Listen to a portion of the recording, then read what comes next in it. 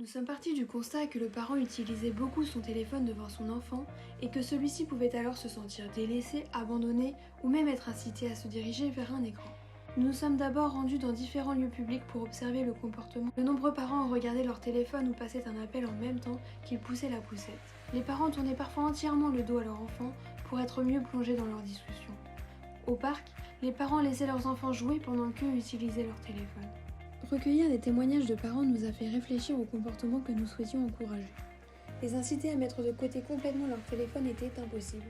Nous souhaitons alors les inciter à reprendre le contrôle en désactivant certaines de leurs notifications. Radoski observe que lorsque le parent est interrompu par le téléphone au milieu d'une séance d'apprentissage d'un nouveau mot, celui-ci ne sera pas retenu par l'enfant. Les notifications vont capter le regard du parent et l'enfant va perdre ce regard pourtant essentiel à son développement.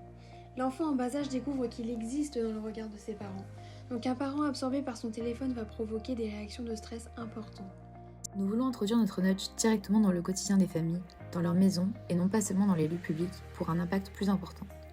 Pour ce faire, nous avons conçu un marque-page à colorier par les enfants. Mais pourquoi ce format ? C'est un objet que l'on peut emmener partout et qui unit la famille pour la lecture du soir. L'enfant va colorier et écrire son prénom sur le marque-page, puis le donner à ses parents. L'objet devient unique et associe ainsi les aspects ludiques et préventifs. Sur le recto, un parent est représenté absorbé par son téléphone. Devant lui, son enfant est en train de faire le poirier sans surveillance. L'idée est de montrer que le téléphone nous éloigne de nos enfants. Au verso, on se rend compte que pour interpeller son parent, l'enfant est paradoxalement obligé de lui envoyer un message. Un QR code est aussi joint, renvoyant vers une affiche que nous avons créée pour sensibiliser le parent et lui proposer des solutions. Pour tester notre nudge, nous avons contacté la directrice d'un centre de loisirs maternel à Paris. Touchée par notre idée, elle s'est impliquée et a imprimé et distribué nos marque-pages à 35 enfants en grande et moyenne section.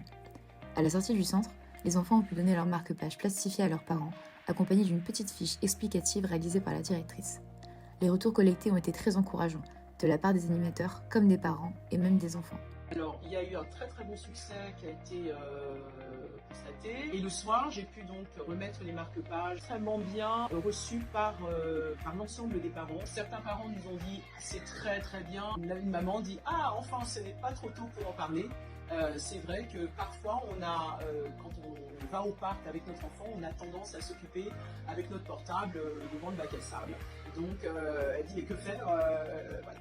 Pour le futur, nous pourrions également créer des variantes du marque-page illustrant la même scène à la piscine ou dans un restaurant pour que l'enfant puisse choisir la situation qui lui parle le plus.